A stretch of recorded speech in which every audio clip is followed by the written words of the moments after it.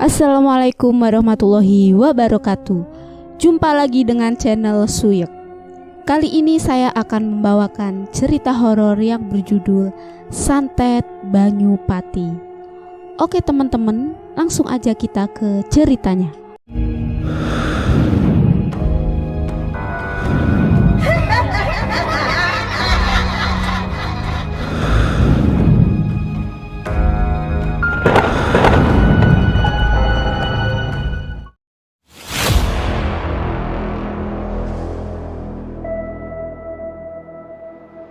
Kejadian ini merupakan sebuah pengadaptasian sosial terhadap salah satu santet yang menyerang makanan atau sumber air sebagai salah satu cara untuk menjatuhkan usaha milik orang lain.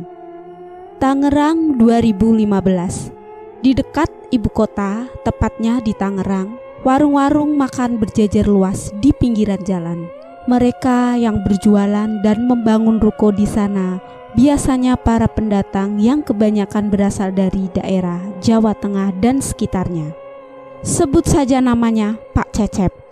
Ia berasal dari Tegal, Jawa Tengah.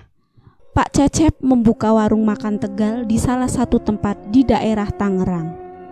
Ia bersama dengan istrinya Bu Lastri tinggal di warung itu sembari berjualan di waktu pagi sampai malam hari. Awal mereka berjualan tidak ada satupun halang rintangan. Semua berjalan dengan baik-baik saja. Omset yang mereka dapatkan pun sangat besar.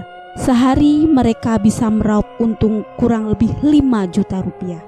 Itu dikarenakan tempat yang dijadikan lapak mereka berjualan berdekatan dengan pabrik di sana. Hal itulah yang membuat para pekerja di pabrik itu seringkali menjadikan warung Pak Cecep dan Bu Lastri sebagai tempat tongkrongan mereka di kala waktu istirahat tiba. Tepat di depan warung mereka terdapat warung nasi Padang. Warung itu dimiliki oleh pasangan suami istri yang bernama Pak Zainal dan Ibu Sofia. Semenjak ada warung Tegal yang dimiliki oleh Pak Cecep dan Bu Lastri, warung Padang milik Pak Zainal dan Bu Sofia semakin sepi. Dilihat dari harga nasi Padang dan juga nasi yang dijual di warung Tegal, justru nasi Padanglah yang sangat mahal. Karena sadar akan kehadiran warung Tegal dengan harga yang murah dan juga porsi yang sangat banyak, alhasil para pekerja lebih menoleh ke arah warung milik Pak Cecep dan Bu Lastri. Fenomena kejadian ini membuat Pak Zainal dan juga Bu Sofia berpikir keras. Ia segera mencari cara agar warung Padang miliknya bisa kembali ramai dan juga bisa mengembalikan pasarannya lagi. Seperti biasa, waktu subuh dipergunakan oleh Pak Cecep dan Bu Lastri sebagai waktu yang produktif. Ia gunakan waktu itu untuk memulai memasak dan menyiapkan segalanya. Akan tetapi, sewaktu Pak Cecep membuka warungnya, ia terkejut karena lantai depan warungnya sudah basah seperti tersiram air. Yang membedakan, air tersebut merupakan air comberan. Dengan cepat, Pak Cecep langsung mengambil air yang ia masukkan terlebih dahulu ke dalam ember, lalu membawanya ke depan warung dan menyirami lantainya agar bau comberan itu menghilang. Pak Cecep cukup resah dengan tangan-tangan jahil yang memang ingin mengacaukan usahanya. Terlebih lagi dengan kondisi warungnya yang memang sedang naik daun. Gangguan-gangguan aneh seringkali dirasakan oleh Pak Cecep dan juga Bu Lastri. Pernah suatu ketika, saat mereka berdua hendak menutup warungnya di malam hari, keadaan jalanan sudah sangat sepi dan tidak ada orang sama sekali. Pak Cecep dan Bu Lastri mendengar tangisan suara wanita yang berasal dari atap warungnya. Ketika dicek oleh Pak Cecep dan Bu Lastri, ternyata yang sedang menangis di atap rumahnya adalah sesosok kuntilanak dengan wajah yang tertutup oleh rambut panjangnya. Dengan cepat, Pak Cecep langsung meminta kepada Bu Lastri untuk mengambilkan segelas air putih. Lalu air itu dibacakan doa berisi ayat kursi dan surat-surat pengusir setan.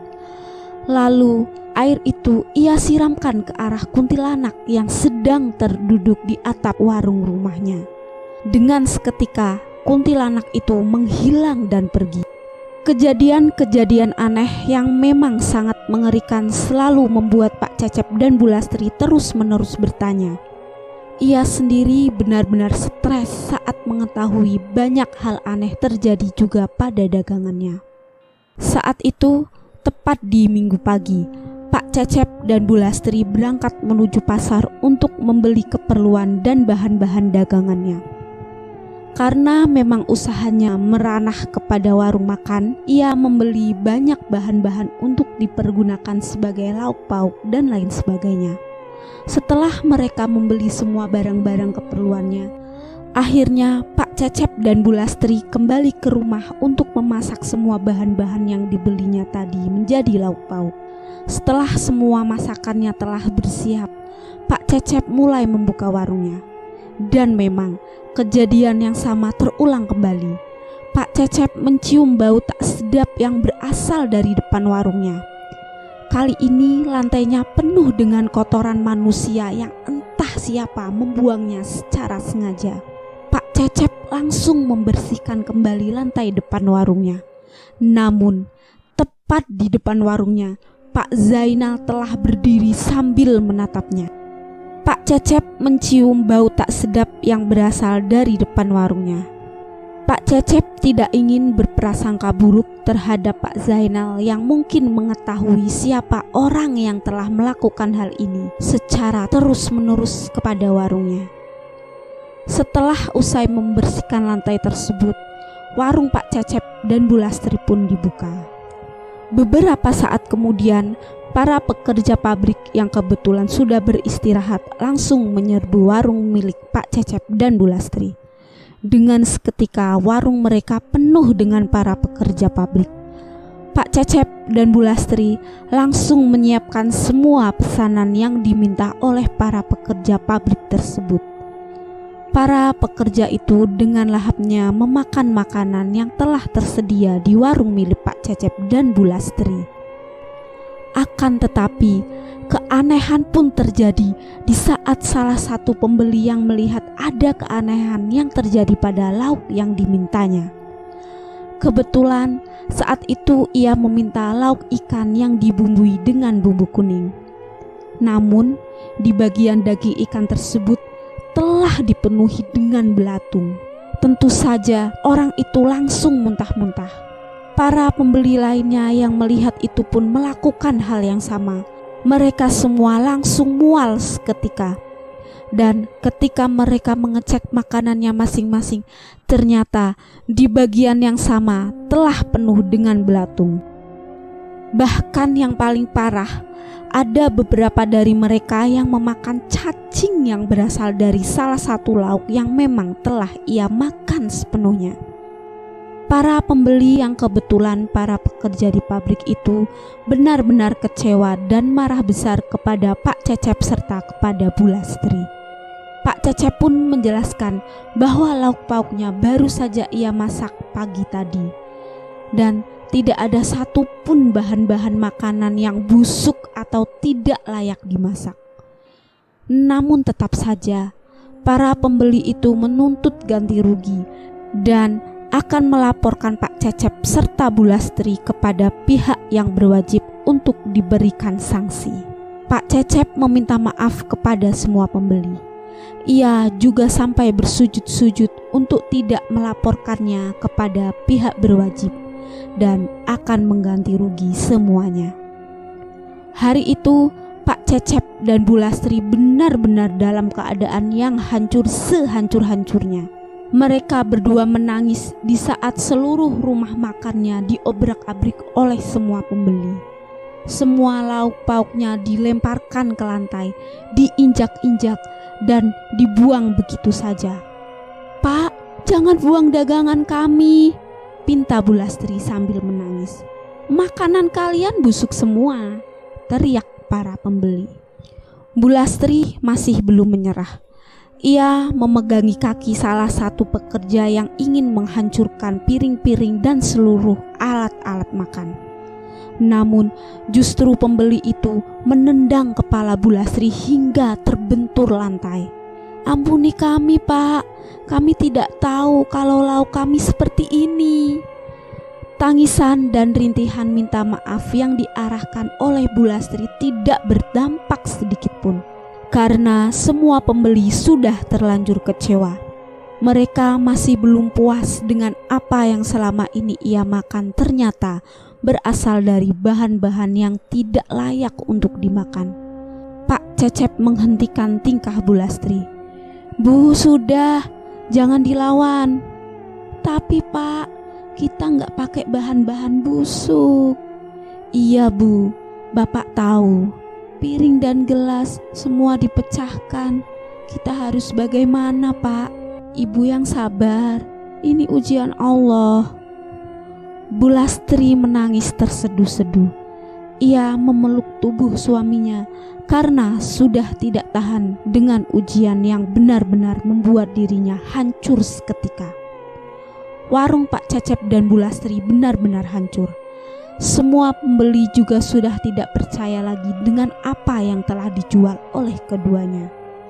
Warung ditutup seketika untuk menghindari fitnah yang lebih besar. Di hadapan Bu Lastri, Pak Cecep berusaha untuk menenangkan istrinya. "Istighfar Bu, semua ini ujian. Pak, kita pulang aja ke Tegal. Ibu udah gak sanggup lagi di sini." "Bu, ingat, kalau kita pulang ke Tegal, siapa yang biayain anak-anak kita? Kalau kita di sini terus, nanti banyak orang yang jahatin kita." Apa yang dikatakan oleh Bu Lastri ada benarnya. Pak Cecep berpikir bahwa ada seseorang yang benar-benar iri kepadanya dan berusaha menjatuhkan segala usahanya dengan cara apapun. Ia pun meminta kepada istrinya untuk tenang dan beristighfar sembari menunggu jalan keluar dari permasalahan yang sedang dirasakannya. Semenjak ditutupnya warung milik Pak Cecep dan Bu Lastri, warung Padang milik Pak Zainal dan Bu Sofiah mendadak ramai. Para pekerja dari pabrik itu mengantri panjang di hadapan warung makan milik Pak Zainal dan Bu Sofiah. Pak Cecep semakin curiga. Ia meyakini bahwa dalang dibalik ini adalah Pak Zainal sendiri. Karena saat dirinya hendak membersihkan lantai depan warungnya yang dipenuhi dengan kotoran manusia, Pak Zainal sudah berdiri di depan warungnya sambil menatap tajam ke arahnya. Namun sekali lagi, Pak Cecep benar-benar tidak ingin mengambil keputusan terlalu cepat. Ia pun meminta bantuan kepada seorang temannya yang kebetulan paham akan masalah ini. Orang tersebut bernama Pak Syarif. Pak Syarif pun langsung dibawa ke rumah makan milik Pak Cecep. Saat tiba di rumah makan sekaligus rumah Pak Cecep, Pak Syarif pun terkejut dengan banyaknya penghuni yang sudah memenuhi seluruh ruangan rumah milik Pak Cecep dan Bu Lastri. Pak Syarif pun meminta segelas air dan garam dapur yang kasar untuk dipergunakan sebagai mengusir para sosok yang telah menempati rumahnya, dengan tujuan untuk menghancurkan rumah makan milik Pak Cecep dan Bu Lastri. Dengan cepat, Pak Cecep pun menyiapkan semua kebutuhan yang diinginkan oleh Pak Syarif. "Rumah makanmu telah disantet oleh orang yang iri kepadamu," ucap Pak Syarif. "Disantet?" Nama santetnya adalah Santet Banyupati. Santet Banyupati? Santet ini menyerang sumber air, lalu ia akan membuat makanan menjadi busuk. Setelah itu, semua hewan-hewan yang terlihat menjijikan akan muncul di tiap makanan tersebut, ucap Pak Syarif. Pak Syarif pun meminta kepada Pak Cecep untuk menaburkan garam kasar itu di tiap ruangannya, baik di tempat di mana ia akan memasak, tempat di mana para pembeli akan makan, dan lain sebagainya. Pak Cecep pun melakukan semua yang diminta oleh Pak Syarif. Setelah semuanya selesai, Pak Syarif pun tertunduk diam sambil menghisap rokok kreteknya. Ia kemudian memberitahu kepada Pak Cecep jika tepat di depan warungnya ada sosok ular berukuran besar yang memang menjadi sebuah tuan dari seluruh sosok yang menyerang warungnya. Pak Cecep pun menanyakan kepada Pak Syarif, bagaimana caranya supaya tidak diganggu? Mereka akan hancur dengan sendirinya dalam waktu 3 hari. Mendengar perkataan itu, Pak Cecep tidak bisa menjawab apapun.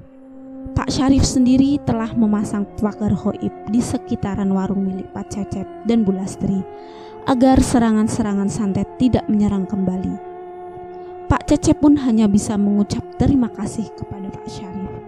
Sebelum Pak Syarif benar-benar pulang, ia berpesan kepada Pak Cecep untuk tidak berjualan terlebih dahulu selama 3 hari. Pak Cecep pun mengikuti arahan Pak Syarif. Singkat cerita, keesokan harinya atau tepat di hari pertama, Pak Cecep tidak berjualan lagi. Ia bahkan sibuk untuk mempersiapkan warungnya dan kembali memulai dari nol lagi. Dan beruntungnya, Bu Lastri mau membantu dan berjuang lagi dari awal. Di hari kedua, Pak Cecep masih melihat keramaian di depan warung makan milik Pak Zainal dan Bu Sofiah. Bahkan para pembeli semakin ramai hingga menyewa banyak karyawan untuk melayani para pembeli yang semakin hari semakin membludak. Namun tepat di hari ketiga, kejadian yang tidak terduga benar-benar terjadi. Warung makan milik Pak Zainal dan Bu Sofiah terbakar seketika. Semua barang-barang yang berada di warung tersebut ludes terbakar. Dan anehnya, sebelum tahu apa penyebab terbakarnya warung makan milik Pak Zainal dan Bu Sofiah, Pak Zainal dan Bu Sofiah pun bangkrut seketika. Warung makannya mendadak ditutup secara paksa. Malam harinya, Pak Syarif mendatangi Pak Cecep. Ia mengatakan kalau Pak Cecep boleh membuka warung makan untuk besok hari. Namun, sebelum itu Pak Syarif menjelaskan jika sesuatu yang menyebabkan warung makan Padang milik Pak Zainal dan Bu Sofiah terbakar adalah karena ulah dari sosok ular tersebut. Ia meminta tumbal nyawa seseorang karyawannya, namun Pak Zainal menolak. Alhasil, warung itu dihancurkan oleh sosok siluman ular yang merupakan bagian dari santet Banyupati. Dan akhirnya, mereka yang benar-benar ingin menjatuhkan orang lain akan jatuh dengan sendirinya.